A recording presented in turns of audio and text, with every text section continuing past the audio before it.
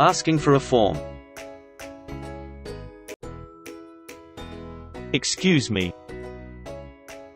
Yes. I wanted to open an account. What kind of account do you want to open? I need to open savings account.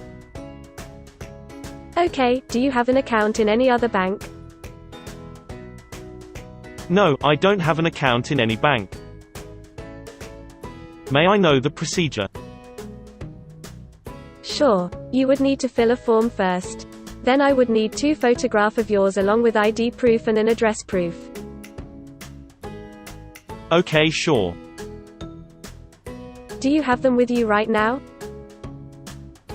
Actually no. Can you give me the form? I will fill that and bring it along with other documents the following day.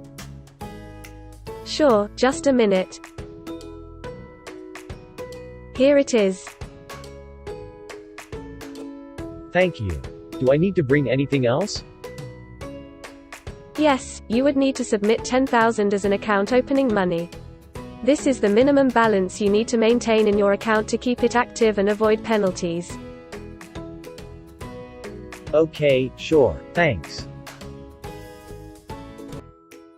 Please like, share and subscribe for more conversational videos.